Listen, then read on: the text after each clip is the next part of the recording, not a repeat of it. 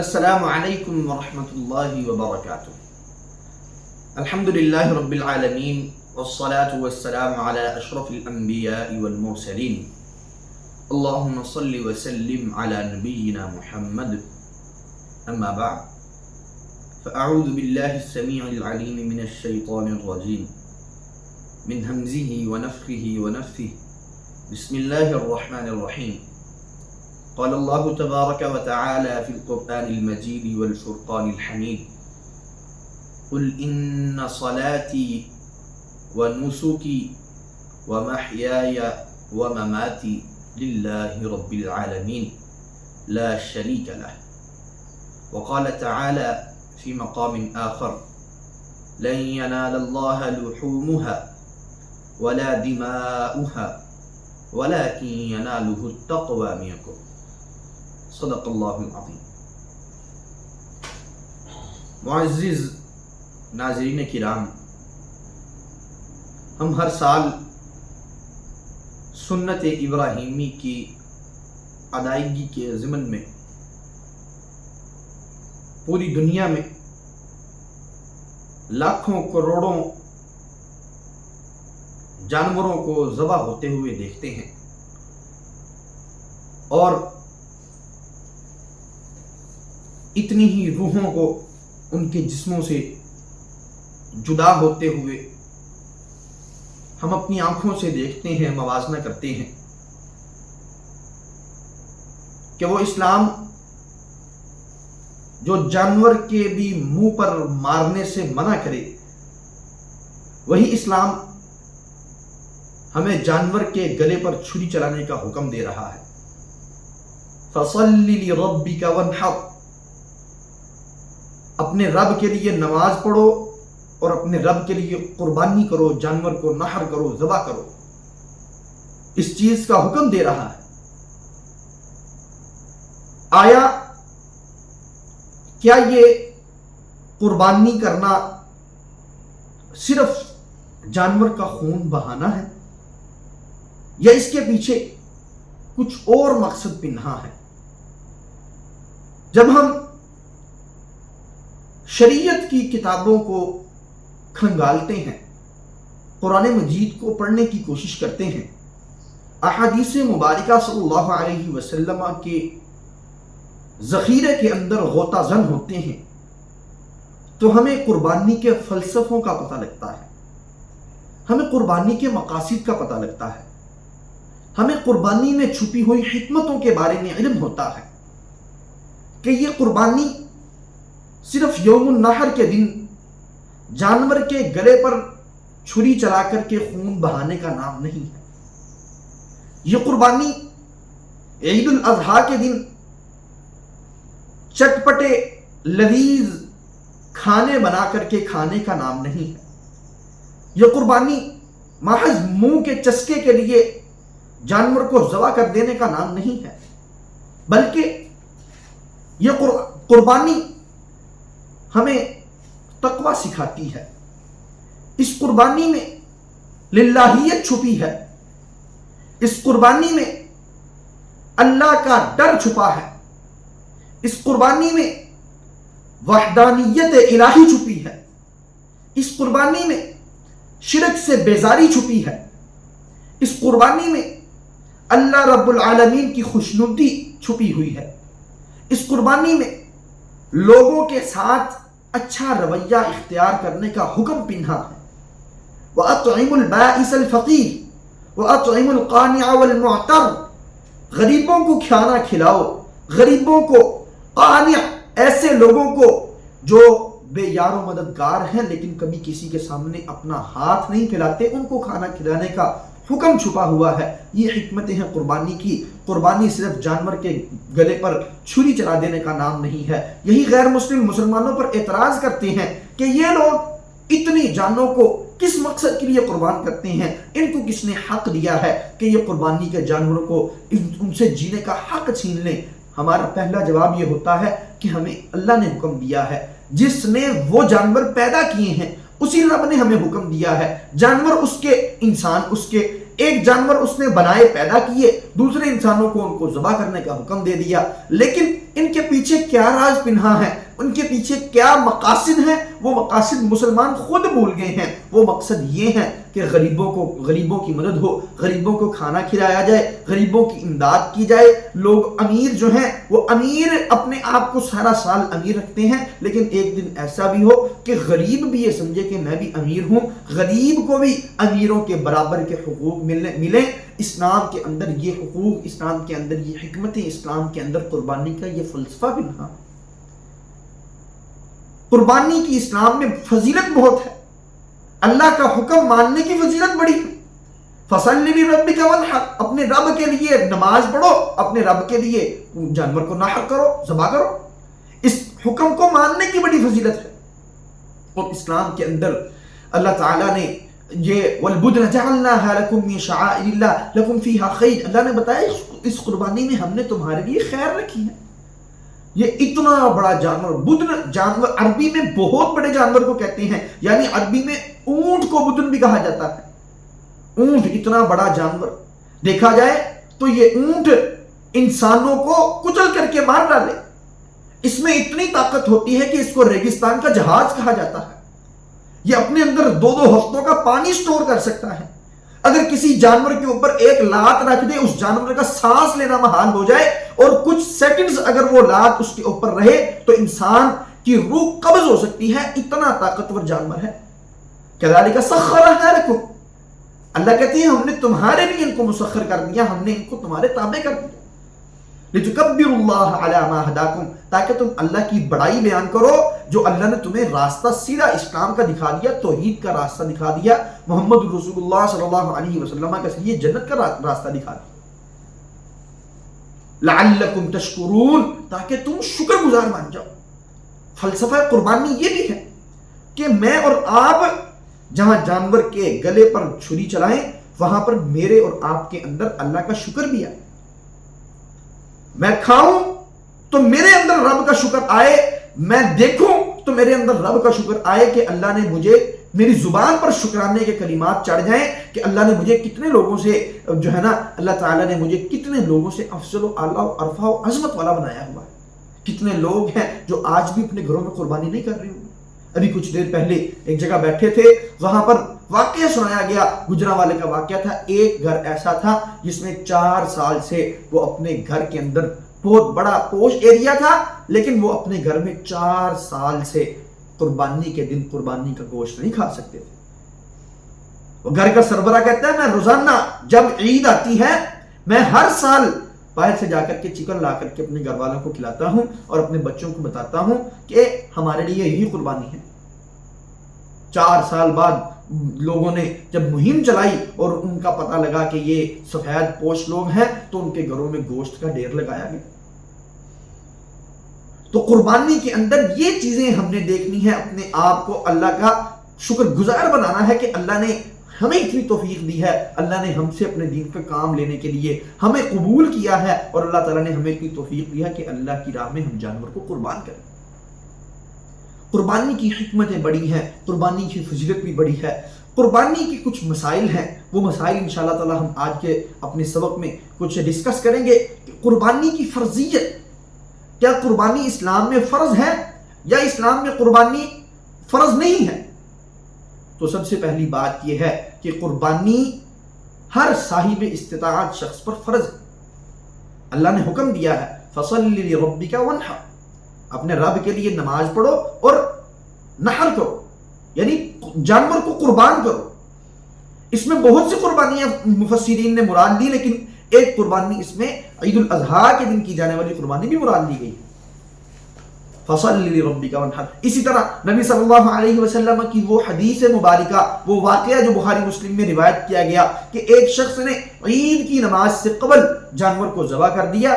نبی صلی اللہ علیہ وسلم کی بارگاہ میں وہ کیس لایا گیا، حضور علیہ السلام کو بتایا گیا کہ اس شخص نے عید کی نماز سے پہلے جانور کو ذبح کر دیا۔ حضور علیہ السلام نے فرمایا کہ یہ تیرا گوشت ہے، اس کو کھا سکتے ہو، لیکن تیری قربانی نہیں ہوئی، لہذا عید کی نماز کے بعد نیا جانور لے کر کے تُونے قربان کرنا ہے۔ اگر قربانی فرض نہ ہوتی सिरे से ही फर्ज ना होती तो हुजूर अलैहिस्सलाम उसको ये ना कहते कि तूने कुर्बानी का जानवर ज़बह करना है। हुजूर अलैहिस्सलाम फरमाते कि अब हो गया सो हो गया, लिहाजा आइंदा ऐसा अमल ना करना, तुम आइंदा नमाज़ ईद के बाद कर लेना। कुर्बानी फर्ज थी, इसलिए हुजूर अलैहिस्सलाम ने कहा कि ईद की नमाज के बाद तूने नया जानवर ज़बह करना है। और इसी तरह हुजूर अलैहिस्सलाम ने फरमाया जो शख्स इस्तिताअत होने के बावजूद, सही हदीस है, इस्तिताअत होने के बावजूद जो शख्स कुर्बानी नहीं करता फला यक़रबन्ना मुसल्लाना, वो हमारी ईदगाह के करीब ना भटके। अगर कुर्बानी फर्ज ना होती तो हुजूर अलैहिस्सलाम इतनी सख्त वईद ना सुनाते। अब यहां पर मसला यह है कि कुर्बानी किस पर फर्ज है, साहिब इस्तिताअत कौन है। हमारे यहाँ एक फिक़ा वालों ने यह बात मशहूर कर रखी है कि साहिब इस्तिताअत वो शख्स होगा जो जिसका माल जो है ज़कात के निसाब को पहुंचता हो, 52.5 तोले चांदी हो या 7 तोले सोना हो, या उसके पास इतना पैसा हो जिससे वो अपने इनमें से कोई एक चीज खरीद सकता हो, इसमें इतनी मालियत के उसके पास रकम मौजूद हो, तो उस पर कुर्बानी फर्ज होगी। ऐसी शरीयत ने कोई कैद मुकर्रर नहीं की, ऐसा निसाब कुर्बानी के लिए शरीयत ने कोई मुकर्रर नहीं किया, अपनी तरफ से मुकर्रर करके और अपने आप को जो है ना तंगी के अंदर डालने की कोशिश की जा रही है। शरीयत ने ऐसी चीज कोई भी मुतारिफ नहीं करवाई। अगर शरीयत के मुताबिक चलना है तो शरीयत में इस्तिताअत की कैद लगाई है। इस्तिताअत अब क्या है, हर बंदा जानता है कि मेरे पास इस्तिताअत है या नहीं है। अब एक शख्स है, उसके पास इतना पैसा मौजूद है कि वो अपने घर बार का खर्चा आसानी से चला सकता है, मकरूज भी नहीं है, कोई मामला भी ऐसा नहीं है, और उसके पास इतने पैसे अलग से पड़े हुए हैं कि वो जानवर कुर्बान कर सकता है, तो ऐसे शख्स पर कुर्बानी फर्ज है, ये साहिब इस्तिताअत है। ये अगर कुर्बानी नहीं करता तो शरीयत के हुक्म की खिलाफ वर्जी कर रहा है। नबी सल्लल्लाहु अलैहि वसल्लम ने फरमाया फला यक़रबन्ना मुसल्लाना, ऐसा शख्स हमारी ईदगाह के करीब ना आए। ये नबी अलैहिस्सलाम की इन वईदों का इस्तेहकाक इसके ऊपर वारिद हो रहा। लिहाजा इस्लामी रूह से देखा जाए, फिकी रूह से और अपने तकलीद की रूह से ना देखा जाए तो कुर्बानी हर शख्स पर वाजिब और फर्ज है जो साहिब इस्तिताअत है। ये एक बड़ा आसान सा तरीकाकार है इसको समझने का कि साहिब इस्तिताअत होना, हर वो शख्स साहिब इस्तिताअत होता है जिसके पास ताकत होती है। मिसाल के तौर पे नमाज में क़ियाम फर्ज है, लेकिन किसके लिए, साहिब इस्तिताअत के लिए। अगर एक शख्स खड़ा होने की ताकत ही नहीं रखता तो वो इस हुक्म से मुस्तस्ना हो जाता है। ऐसे ही कुर्बानी में भी इस्तिताअत की शर्त इसलिए लगाई गई है कि अगर वो ताकत नहीं रखेगा तब उसका इस्तिस्ना हो जाएगा, अगर वो ताकत रखता है तो उस पर फर्ज है। जानबूझकर अगर नमाज का क़ियाम छोड़ेगा उसकी नमाज कबूल नहीं होगी, और जानबूझकर अगर वो कुर्बानी को छोड़ेगा तो नबी सल्लल्लाहु अलैहि वसल्लम के फरामीन का जो है नाफरमान ठहरेगा। लिहाजा इस चीज से हमें बचना चाहिए और कुर्बानी करनी चाहिए। जितनी अल्लाह ने ताकत दी है, जितनी अल्लाह ने वुसअत दी है, कुर्बानी लाजमी करनी चाहिए। उसके बाद कुर्बानी करने वाले के लिए कुछ शराइत हैं। कुर्बानी करने वाले के लिए 2 शर्तें हैं जो उमूमन लगाई जाती हैं। पहली शर्त कि वो सहीहुल अकीदा हो, तौहीद पर कारबंद हो, मुशरिक ना हो, उसके दिल के अंदर अल्लाह की वहदानियत कूट कूट कर भरी हो। अगर तो वो कुर्बानी भी कर रहा है लेकिन दिल के अंदर पीरों फकीरों की मोहब्बत भी अल्लाह के बराबर है, कुर्बानी भी कर रहा है और दरबारों पर भी जा रहा है। जहां ईद उल अजहा के दिन कुर्बानी करनी है वहां जाकर दरबारों पर माथा भी टेकना है। और बाज तो बदबख्त ऐसे होते हैं जो कुर्बानी जो खालिस अल्लाह के लिए होनी चाहिए थी, इन्ना सलाती व नुसुकी व महयाया व ममाती लिल्लाहि रब्बिल आलमीन, सिर्फ रब्बुल आलमीन के लिए होनी चाहिए थी। कुछ जालिम ऐसे भी हैं जो यही कुर्बानियां ले जाकर के अपने दरबारों पर जाकर के उनके मुजाविर, जहां पर मुजाविर बन के बैठते हैं वहां पर ले जाकर के कुर्बानी को ज़बह करते हैं ईद उल अज़हा के। अल्लाह से डरना चाहिए, ये अल्लाह के साथ सीधी सीधी शराकतदारी है। और इन्नल्लाह ला यग़फ़िरु अन युशरक बिही व यग़फ़िरु मा दून ज़ालिका लिमन यशा, अल्लाह शिरक को कभी माफ नहीं करेगा। अगर इंसान तौबा कर ले अपनी दुनिया के अंदर, जिंदगी के अंदर, तो अल्लाह माफ कर देगा। सच्ची तौबा होनी चाहिए। अगर तौबा किए बगैर मर गया तो हमेशा हमेशा के लिए जहन्नुम होगी। इन्नहु मन युशरिक बिल्लाह फ़क़द हर्रमल्लाहु अलैहिल जन्नह, जो अल्लाह से शिरक कर लेता है और तौबा नहीं करता अल्लाह उस पर जन्नत को हराम कर देता है। तो कुर्बानी करने के लिए पहली शर्त सहीहुल अकीदा, मुवहिद होना चाहिए। मुवहिद नहीं है कुर्बानी करने का कोई फायदा नहीं, नमाज पढ़ने का कोई फायदा नहीं, रोजे रखने का कोई फायदा नहीं, नेक अमाल करने का कोई फायदा नहीं। اگر موحد نہیں ہے، زندگی کے اندر جتنے عمل کرتا ہے، اللہ ایسے شخص کے کوئی عمل، تمام کے تمام اعمال کو اللہ تعالیٰ ردی کی ٹوکری میں پھینک دیتے ہیں۔ اللہ کے ہاں ایسے شخص کے عمل قابل قبول ہے ہی نہیں، جس کے دل میں توحید نہیں ہے، جو اللہ کو ایک مانتا ہی نہیں ہے، جو توحید پر کاربند ہی نہیں ہے، جو پیدا کرنے والے کے بتائے ہوئے احکامات پر عمل کرنے کی کوشش ہی نہیں کرتا، جو پیدا کرنے والے کے حقوق غصب کر لیتا ہے، اللہ ایسے شخص کے اعمال کو قبول ہی نہیں کرتا۔ تو پہلی شرط قربانی کے لیے موحد ہونا۔ دوسری شرط جو احادیث مبارکہ کے تحت لگائی جاتی ہے کہ قربانی کے لیے شرط یہ ہے، قربانی کرنے والا ذوالحجہ کے ایام میں ناخن اور بال اپنے جسم کے نہ کاٹے۔ تو یہ درست شرط ہے، لہذا ایسا عمل نہیں کرنا چاہیے۔ لیکن یہ بات ہے کہ اگر غلطی سے انسان سے یہ عمل ہو جاتا ہے تو اس کی قربانی ضائع نہیں ہوگی، قربانی اس کی انشاءاللہ تعالیٰ اللہ کے ہاں قابل قبول ہے۔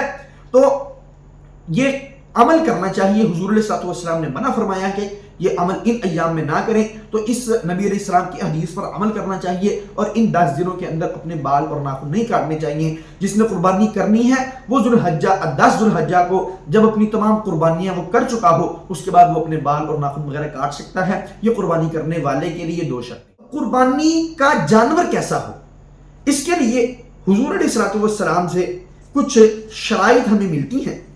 نبی صلی اللہ علیہ وسلم نے فرمایا 4 قسم کا جانور قربانی کے لیے جائز نہیں ہے۔ اس سے پہلے ہم قرآن مجید سے کچھ باتیں پڑھ لیتے ہیں۔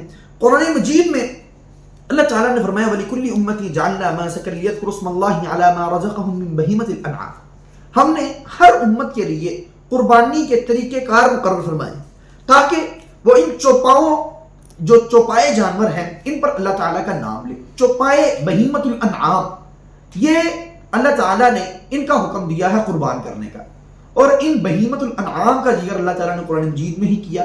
وہ 4 قسم کے جانور ہیں، 8 جوڑے، 8 ازواج، 8 جوڑے یعنی نر اور مادہ کر کے کل 8 بنتے ہیں۔ جوڑے جو ہیں وہ 4 بنتے ہیں، بھیڑ بکری، بھیڑ اور بکری بکرا، گائے اور بچڑا، اونٹ اور اونٹنی، یہ کل 8 جانور ہیں جو قربانی پر لگ سکتے ہیں۔ ان کے علاوہ شریعت میں کوئی بھی جانور قربانی کے لیے لائق نہیں ہے۔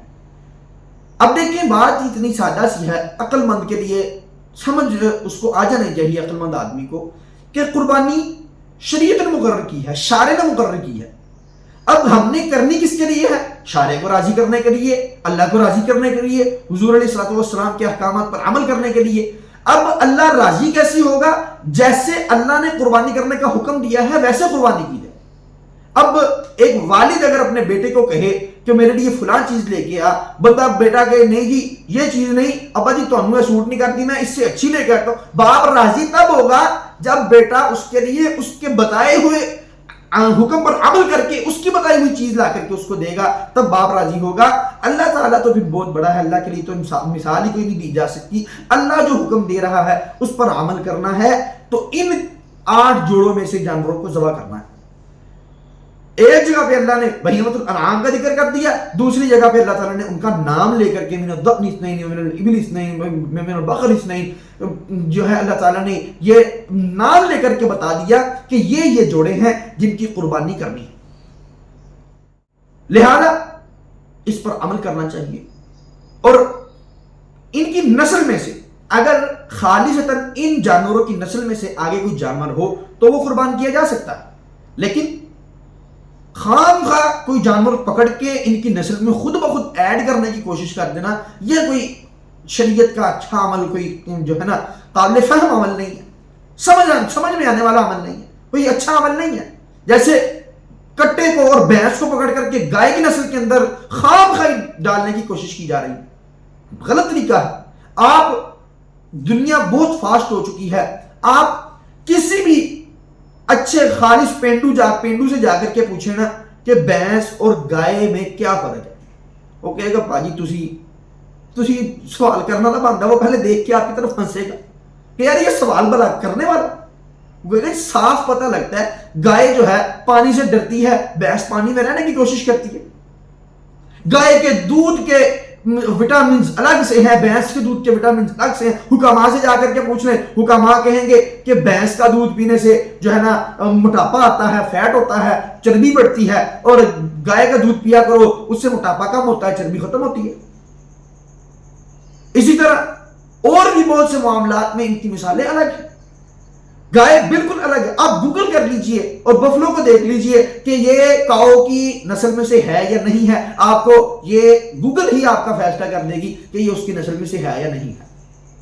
اب شریعت نے گائے کا حکم دیا ہے، گائے بچڑا ہو، گائے یا اس کا گھر والا جو مذکر اس کا وہ ہو تو یہ قربانی کے لیے جائز ہے، درست ہے. لیکن خام خواہ ایک کو دوسرے جانور کو پکڑ کے اس کی نسل کے اندر ڈالنا یہ درست عمل نہیں. سائنسی طور پر بھی ان دونوں کا انٹر کورس نہیں ہو سکتا. اگر ان کا انٹر کورس ہو سکتا ہو تو پھر بھی بندہ کوئی جواز کی صورت نکال لیتا ہے کہ یار ٹھیک ہے، سمجھ میں آتی ہے بات کہ یار کہیں نہ کہیں پہ کچھ نہ کچھ تو موجود ہے، کچھ نہ کچھ عقلی دلیل موجود ہے کہ یار چلو کوئی نہیں، گائے کی نسل سے ہے. کوئی دلیل ایسی نہیں ملتی جس میں یہ پتہ لگ سکے کہ گائے اور کٹا بھینس ایک ہی نسل کے ہیں. لہذا یہ دونوں الگ الگ نسل کے ہیں. کیوں امت کو اختلاف میں ڈالتے ہیں؟ یہ کوئی جو ہے نا اچھا عمل نہیں ہے کہ اس مسئلے کو جو ہے نا اجاگر کیا جائے اور لوگوں کی قربانیوں کو شک میں ڈالا جائے. جب گائے آپ کو مل رہی ہے، جب بچڑا آپ کو مل رہا ہے، اونٹ اونٹنیاں مل رہے ہیں، بکرا بکری دمبا دمبے مل رہے ہیں، تو پھر اس اختلاف میں پڑھنے کی کیا ضرورت ہے؟ امت کو کیوں شک میں ڈالتے ہیں؟ اور امتی بھی خود بخود اپنے آپ کو شک میں ڈال رہے ہیں، عوام اپنے آپ کو شک میں ڈالتے ہیں. چھوڑیں اس کو. جو مشکوک چیز ہے الحلال بین والحرام بین، جو حلال ہے وہ واضح ہے، جو حرام ہے وہ واضح ہے، اور جو درمیان میں آ جاتا ہے حضور اسلام نے فرمایا اس کو چھوڑ دو، متشابہات سے بچو، بچنا چاہیے. اور ایک آخری بات اس حوالے سے کر کے اپنی بات کو آگے بڑھاتا ہوں کہ فقہی طور پر یہ اصول ہے کہ عبادت کے لیے دلیل کا ہونا ضروری ہے. جس عبادت کی دلیل نہیں ہے وہ عبادت حرام ہے. اور قربانی سے بڑی عبادت بلا ان ایام میں کون سی ہو سکتی ہے؟ قربانی 10 ذوالحجہ کو سب سے بڑی عبادت ہے. یوم النحر کے دن سب سے بڑی عبادت قربانی ہے. اور اس قربانی کے لیے دلیل قرآن و حدیث سے ہونی چاہیے. اور اگر دلیل قرآن و حدیث سے نہ ہو تو پھر خود بخود مسئلہ دوسری طرف جاتا ہے کہ یہ عمل عبادت کے طور پہ اگر کر رہے ہیں تو پھر عمل ہی حرام ہے. جب کٹے بھینس کی قربانی کا قرآن و حدیث سے کوئی استدلال نہیں ملتا، عبادت کے طور پہ اگر آپ اس کو کر رہے ہیں، جب استدلال کوئی دلیل ہی نہیں ہے تو پھر قربانی کرنے کی ضرورت ہی کیا ہے آپ کو؟ یہ ایک آسان سا اور فقہی نقطہ نظر سے اگر دیکھا جائے تو آسان سا حل ہے. اس مسئلے کے شکوک و شبہات سے نکلنے کے لیے اس عمل کو ترک کر دینا چاہیے اور اس عمل کی طرف جانا ہی نہیں چاہیے. لہذا شریعت نے جو جانور بتائے ہیں ان جانوروں کو ذبح کیجیے. جانور کے لیے، ان جانوروں کے لیے کچھ شرائط شریعت نے مقرر کی ہیں. سب سے پہلی شرط ہے کہ جانور 2 دانتا ہو. اب اس میں بھی بڑا مسئلہ ہوتا ہے. یہ کہتے ہیں 1 سال کا ہونا چاہیے. 1 سال کا ہونا شریعت نے شرط نہیں لگائی.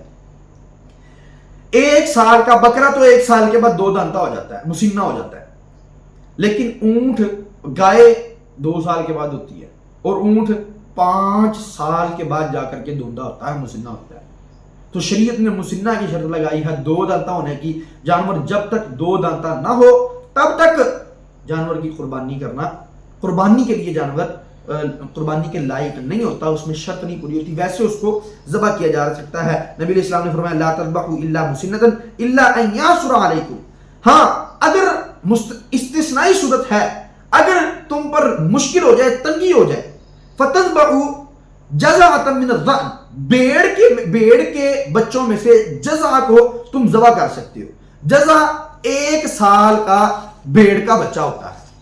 1 سال کے بیڑ کے بچے کو الا ان یعثر علیکم، جب تم پر تنگی ہو، یعنی منڈی میں مل ہی نہیں رہا، 2 دانت کا جانور ہی نہیں مل رہا، یا اتنی قیمتیں اوپر ہو چکی کہ خریدا نہیں جا سکتا. اب یہ نہیں کہ 60,000 والا جانور 80,000 کا مل رہا ہے تو بندہ کہ جی نہیں جی بڑا مہنگا جی میں تو کھیرا ہی کر لینا لے. نہیں، 2 دانتا جزع من الضأن تب قربانی کے لائق ہوگا جب منڈی مندی ہو جائے اور ملے کچھ نہ. مثلا اب 1 لاکھ روپے کا جانور ہے، 50,000 روپے والا بکرا ہے، وہ منڈی میں 50 لاکھ روپے کا مل رہا ہے، بندہ لے ہی نہیں سکتا، خرید ہی نہیں سکتا. ایسی صورت میں اگر اس کے پاس جذعۃ من الضأن ہے، یعنی بھیڑ کا 1 سال کا بچہ ہے، وہ ابھی کھیرا ہے، ابھی 2 دانتا نہیں ہوا، لیکن وہ بھیڑ کے اندر اگر 2 دانتوں والے میں کھڑا ہو تو ایسے لگتا ہے کہ ان کے برابر ہے، دوندا ہی ہے، تو پھر ایسی صورت میں ہو جاتا ہے، اور کسی صورت کے اندر جذعۃ من الضأن نہیں ہو سکتا۔ ابھی میں ایک جگہ دیکھ رہا تھا، ایک ساتھی لے کر کے آیا جانور، اور وہ کہتا ہے میں ڈھونڈ کے کھیرا لے کے آیا، بھیڑ کا بچہ تھا، دمبا تھا، کہتے ہیں میں ڈھونڈ کے کھیرا لے کے آیا ہوں، وجہ بازی کر دی اس واسطے۔ تو یہ طریقہ کار شریعت میں درست نہیں ہے، یہ عمل درست نہیں ہے، ایسی قربانی اللہ کے ہاں قابل قبول نہیں۔ شریعت نے جو شرائط لگائی ہیں، مقرر کی ہیں، ان شرطوں پر پورا اتریں گے تب ہی آپ کی قربانی پوری ہوگی، تب ہی آپ کی قربانی قابل قبول ہوگی۔ لوگ تو لوگ ہیں، منڈی میں جائیں تو منڈی وپاری کم اور مفتی زیادہ بنے ہوتے ہیں۔ میں کچھ دن قبل منڈی میں گیا تو جانور خریدنے کے لیے اس سے ریٹ پوچھا، تو ریٹ وغیرہ پوچھنے کے بعد میں نے دیکھا کہ اس کے نا سینگ کٹے ہوئے تھے۔ میرے ساتھ جو ساتھی تھے، میں نے کہا بھائی اس کی تو قربانی نہیں ہوگی، تو مجھ سے پہلے ہی وہ وپاری بول پڑا کہ جی کیوں نہیں ہوگی، جی ہوئے گی، کیوں نہیں ہوئے گی، سینگ کٹے نہیں دی قربانی ہوئے گی۔ اور میں کہا بھائی وپاری رہا تو مفتی نہ بن، جو کام ہمارے کرنے والا ہمیں کرنے دے، جو تیرے کرنے والا تو کر۔ بھئی ہمارا کام یہ ہے کہ دین اسلام کو ہم نے لوگوں کو بتانا ہے، اگر تم دین اسلام پڑھ کے آئے تو شریعت کے روح سے تو دلائل دے ہمیں، تو ہمیں قائل کر۔ شریعت کہہ رہی ہے، نبی صلی اللہ علیہ وسلم کہہ رہے ہیں کہ سینگ کٹانا ہو، کانا نہ ہو، بہنگا نہ ہو، کان چیرا نہ ہو، سوراخ نہ ہو، آگے سے نہ کٹاؤ، پیچھے سے نہ کٹاؤ۔ تو کہہ رہے جی نہیں کانے کٹے دی قربانی ہوئے گی، جی سوراخ نشانی سے لایا جی ایسی نشانی لائیے، سینگ نشانی سے کٹنے کی ہو جائے گی۔ بھائی نشانی کے لیے ہو یا قدرتی ہو، جب شریعت نے جن چیزوں کی طلب کی ہے، جو مطلوب ہے شریعت کو، اگر وہی پوری نہیں ہے تو قربانی کرنے کا کیا فائدہ؟ ایسی قربانیاں ضائع ہوتی ہیں، ایسی قربانیاں شریعت کے شرائط پر پوری نہیں اتر رہی، تو شریعت کے ہاں ایسی قربانیاں قابل قبول نہیں ہیں۔ اسی طرح شریعت نے جانور کو 5 عیوب سے پاک ہونا جانور کے لیے ضروری قرار دیا ہے۔ سب سے پہلے نمبر پہ کان کٹا نہ ہو، کان چرا ہوا نہ ہو، یعنی کان کو نا یہاں سے پکڑ کر کے ایسے چیر دیا جاتا ہے کہ نشانی لگائی جاتی، کان چرا ہوا نہ ہو، کان میں سوراخ نہ ہو۔ حضرت علی رضی اللہ تعالیٰ عنہ فرماتے ہیں، مسند احمد میں حدیث ہے، امرنا رسول اللہ صلی اللہ علیہ وسلم ان نستشرف العین والاذن والا نضحی بعوراء ولا مقابلۃ ولا مدابرۃ ولا شرقاء ولا خرفاء، نہ کان چرا ہو، نہ کان کٹا ہو، نہ کان میں سوراخ ہو۔ ان سب چیزوں سے حضور علیہ السلام نے ہمیں منع فرمایا ایسی چیزیں جانور میں نہیں ہونی چاہیے۔ دوسری شرط واضح کانا نہ ہو، اس کی آنکھ میں بہنگا پنا نظر آ رہا ہو، اس کی ایک آنکھ ہی نہ ہو، ایک آنکھ خراب ہو، معاملہ گڑبڑ ہو۔ کئی مرتبہ ایسے ہوتا ہے کہ اندھیرے میں جانور بیچ دیتے ہیں، جانور نابینا ہوتا ہے، تو ایسا جانور قربانی پہ نہیں لگے گا۔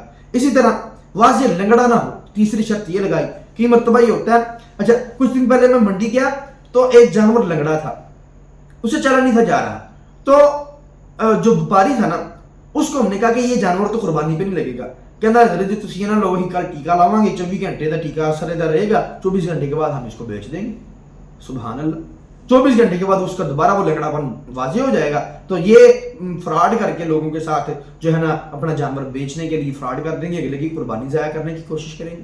اگلے کی قربانی ضائع ہوتی ہے ہو جائے، ساڑھے پیسے بچنے چاہیے، حالانکہ بعد میں ذبح کر کے بھی بیچے جا سکتے ہیں۔ خدا کا خوف کرنا چاہیے، ایسے وپاریوں کو اللہ سے ڈرنا چاہیے۔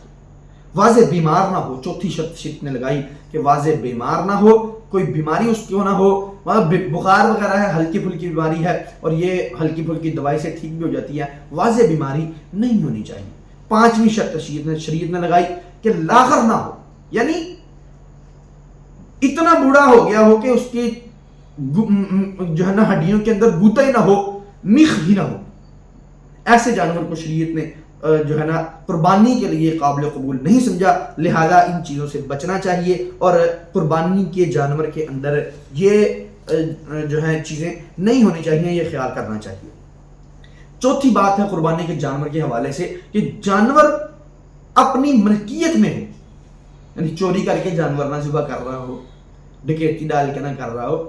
فائدہ ایسی قربانی کا جو لوگوں کا مال غصب کر کے کرنی ہے، یا پیسے دے کر کے بھی خریدا ہی نہ ہو، بھی پیسے ادا نہیں کیے، پیسے ادا کر کے اپنی ملکیت میں لیں، پھر جانور کو ذبح کیا جائے گا۔ اسی طرح پانچویں بات جانور کے حوالے سے، قربانی کے حوالے سے، کہ وقت کے اندر اندر قربانی کرے۔ قربانی کا وقت یکم ذوالحجہ نماز عید الاضحیٰ سے لے کر کے 13 ذوالحجہ غروب آفتاب تک رہتا ہے۔ بڑی عید کے 4 روز ہوتے ہیں، یوم النحر و ایام التشریق۔ ایام التشریق 11، 12 اور 13 ذوالحجہ کو کہتے ہیں، اور یوم النحر 10 ذوالحجہ کو کہتے ہیں۔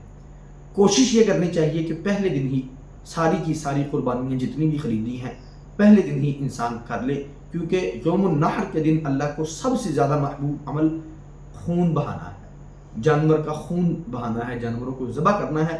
تو یوم النحر کے دن کوشش کر کے ساری قربانی ذبح کر لیں، لیکن اگر قربانیاں کرنا چاہتے ہیں تو یوم النحر سے لے کر کے 13 ذوالحجہ تک، غروب آفتاب تک کسی بھی وقت کر سکتے ہیں، رات کے وقت بھی کر سکتے ہیں، دن کے وقت بھی کر سکتے ہیں، کوئی ممانعت نہیں ہے، انہی ایام کے اندر یہ آ رہا ہے۔ لہٰذا 13 ذوالحجہ کی مغرب کے بعد نہیں کرنا، غروب آفتاب کے بعد نہیں کرنا، اس کے بعد قربانی کے ایام ختم ہو جائیں گے۔ نماز عید سے پہلے نہیں کرنا، قربانی قابل قبول نہیں ہوگی۔ اگر نماز عید سے پہلے کر لیتے ہیں، بعد میں نیا جانور لا کر کے ذبح کرنا ضروری ہوگا، کیونکہ نبی صلی اللہ علیہ وسلم نے حکم دیا تھا۔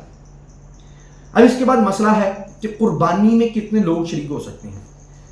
چھوٹا جانور جو ہے، بکرا، چھترا، دمبا وغیرہ، بھیڑ وغیرہ، اس میں تو صرف ایک ہی قربانی ہے، ایک ہی شراکت ہو سکتی ہے۔ اس کے بعد گائے، بچڑا، وچھا جسے کہتے ہیں، اس میں 7 لوگ شریک ہو سکتے ہیں، اور اونٹ، اس میں 10 لوگ شریک ہو سکتے ہیں، اور اگر یہ ہدی ہو یعنی حج کے لیے جا رہے ہو تو اس میں اس وقت بھی اس میں بھی صرف 7 لوگ ہی شریک ہو سکتے ہیں۔ عام جگہوں پر، عام حالات میں اس میں 10 لوگ شریک ہو سکتے ہیں۔ لہذا اونٹ میں 10 لوگ اور جو ہے گائے میں 7 لوگ شریک ہو سکتے ہیں۔ بہر صورت جو ہے اس کے بعد جو ہے بات شروع ہوتی ہے قربانی کے آداب کے حوالے سے۔ قربانی کا وقت ابتدا، قربانی کا ابتدا کا جو وقت ہے وہ نماز عید کے بعد شروع ہوتا ہے۔ جو آدمی نماز عید سے پہلے قربانی کرے گا اس کی قربانی نہیں ہوگی، یہ ذکر ہم پہلے کر چکے۔ اور ایک بات یہاں پہ قابل غور ہے، وہ یہ کہ قربانی اگر بندہ نماز عید سے پہلے کر لیتا ہے تو کیا اس کا گوشت ضائع ہو جائے گا؟ بالکل بھی نہیں، کیونکہ جانور حلال ہے، لیکن قربانی اس کی قابل قبول نہیں ہوگی۔ یہ بالکل ایسی ہے جیسے صدقۃ الفطر ہے، جو نماز عید سے پہلے ادا کر دے گا اس کا صدقۃ الفطر ہو جائے گا، جو نماز عید کے بعد ادا کرے گا صدقۃ الفطر یعنی فرض ادا نہیں ہوگا، نفلی ہو جائے گا۔ تو لہذا یہ فرض نہیں ادا ہوگا، اس کو فرض اپنا ادا کرنے کے لیے نیا جانور بعد میں دوبارہ ذبح کرنا پڑے گا۔ اسی طرح قربانی کا ایک ادب یہ ہے کہ قربانی پہلے دن کی جائے۔ نبی صلی اللہ علیہ وسلم نے فرمایا کہ اللہ تعالیٰ کے ہاں سب سے زیادہ جو افضل عمل ہے یوم النحر کے دن وہ قربانی کرنا ہے، خون بہانا ہے۔ اسی طرح رضائے الہی کے حصول کے لیے قربانی کی جائے۔ نبی صلی اللہ علیہ وسلم فرمایا انما الاعمال بالنیات، عملوں کا دار و مدار نیتوں پر ہے، جیسی نیت ہوگی ویسے ہی اس عمل کا جزا اور اس عمل کی سزا دی جائے گی۔ اسی طرح قربانی کرنے کے لیے نیت اچھی ہونی چاہیے کہ اللہ راضی ہو۔ قربانی کے آداب میں سے ایک ادب یہ بھی ہے کہ چھری کو تیز کر کے جانور کے گلے پر رکھا جائے۔ حضرت عبداللہ ابن عمر رضی اللہ تعالیٰ عنہ فرماتے ہیں امر رسول اللہ صلی اللہ علیہ وسلم بحد الشفار، بحد الشفار، امر رسول اللہ صلی اللہ علیہ وسلم بحد الشفار، حضور علیہ الصلوۃ والسلام ہمیں جانور ذبح کرنے سے قبل چھری تیز کرنے کا حکم دیتے ہیں۔ وَأَن تُبَارَ عَنِ الْبَهَائِمِ، اور یہ کہ چھری کو جانور سے چھپایا جائے۔ اور وقال اذا ذبح احدكم فليجهز، اور فرماتے جب ذبح کرنا ہو تو جلدی جلدی ذبح کیا جائے، یعنی چھری تیز ہو، جانور سے چھپائی ہو، جانور کے سامنے نہ لائی جائے اور جانور کو لٹا کر کے اس کی گلے پر رکھ کے فوری تیز تیز چلا کر کے اس کو ذبح کر دیا جائے، اس کو تکلیف نہ پہنچائی جائے۔ مسنون طریقہ قربانی کے آداب میں سے ایک ادب طریقہ سنت کے مطابق ہونا چاہیے۔ مسنون طریقہ کیا ہے کہ جانور ذبح کرتے ہوئے قبلہ روح اس کا چہرہ ہونا چاہیے، حضور علیہ الصلوۃ والسلام کے بارے میں سیدنا جابر بن عبداللہ رضی اللہ تعالیٰ عنہ فرماتے ہیں کہ ان رسول اللہ صلی اللہ علیہ وسلم ذبح یوم العید کبشین، حضور علیہ الصلوۃ والسلام نے عید کے روز 2 مینڈے ذبح کیے. دونوں کو ذبح کرتے وقت قبلہ رخ کر کے یہ آیت پڑھی، انی وجہت وجہی للذی فطر السماوات والارض حنیفا وما انا من المشرکین قل ان صلاتی ونسکی ومحیای ومماتی للہ رب العالمین لا شریک لہ وبذلک امرت وانا اول المسلمین بسم اللہ اللہ اکبر اللہم منک ولک من محمد صلی اللہ علیہ وسلم و امتہ. حضور علیہ السلام نے یہ دعا پڑھی اور قبلہ رخ کر کے جانور کو ذبح کیا. تو قبلہ رخ کر کے جانور کو ذبح کرنا یہ حضور علیہ السلام کا مسنون طریقہ ہے. جانور کو ذبح کرنے کے آداب میں سے ایک ادب یہ بھی ہے کہ جانور کو لٹانے کی کیفیت جو ہے وہ بھی نبی صلی اللہ علیہ وسلم کے طریقے کے مطابق ہونی چاہیے. لٹانے کی کیفیت کیا ہے؟ جانور ذبح کرتے وقت جانور کو بائیں پہلو پر لٹایا جائے، پھر اپنا پاؤں اس کی گردن پر رکھا جائے، اس کے بعد بائیں ہاتھ سے اس کی گردن پکڑ کر دائیں ہاتھ سے اس کی گلے پر چھری چلا دی جائے. حدیث میں یہی طریقہ اس طرح کچھ آیا ہے. سیدنا انس بن مالک رضی اللہ تعالیٰ عنہ فرماتے ہیں، صحیح مسلم کی حدیث ہے، ضحى النبی صلی اللہ علیہ وسلم بکبشین املحین اقرانین ذبحہما بیدہ. حضور علیہ السلام نے 2 مینڈے ذبح کیے، 2 جو ہے اپنے ہاتھوں سے مینڈوں کو ذبح کیا. آپ صلی اللہ علیہ وسلم نے ان دونوں کو اپنے ہاتھ سے ذبح کیا اور ذبح کرتے وقت حضور علیہ السلام نے بسم اللہ پڑھی، اللہ اکبر پڑھا اور ان کے پہلو پر اپنا قدم مبارک رکھا اور اس طرح ان کو ذبح کیا. امام نووی رحمہ اللہ فرماتے ہیں کہ چھری ذبیحے کے سامنے تیز نہ کی جائے اور نہ ہی ایک جانور کے سامنے دوسرے جانور کو ذبح کیا جائے اور نہ کسی جانور کو گھسیٹ کر ذبح کرنے کی جگہ پر لایا جائے. یہ بڑا ایک جو ہے نا ظلم کرنے والا طریقہ ہوتا ہے. جانور کو باندھ کر کے نیچے لٹا کر کے باندھ دیتے ہیں اور پھر گھسیٹ کر کے اس کو لے کے جایا جا رہا ہوتا ہے. طریقہ درست نہیں ہے. اس کو وہیں پر لٹایا جائے جہاں پر اس کو ذبح کرنا ہے، گھسیٹا نہ جائے اور جو ہے نا چھری اس کے سامنے نہ تیز کی جائے. اس سے وہ اشتعال میں آتا ہے، اس کا خون سوکھ جاتا ہے اور وہ بیچارہ جو ہے نا ڈر جاتا ہے اور وہ کئی مرتبہ لوگوں کو بھی ڈرا دیا کرتا ہے. لہذا ایسے عمل سے بچنا چاہیے. شریعت کی قدم بقدم جو ہے نا شریعت کو ماننا چاہیے، اس کے احکامات پر عمل کرنا چاہیے، پیروی کرنی چاہیے شریعت کی. اگر شریعت کی پیروی نہیں کرنی تو پھر شرعی احکامات جو ہیں وہی شریعت کی پیروی کرتے ہوئے نہیں کرنے تو پھر کون سے عمل میں شریعت کی پیروی کرنی.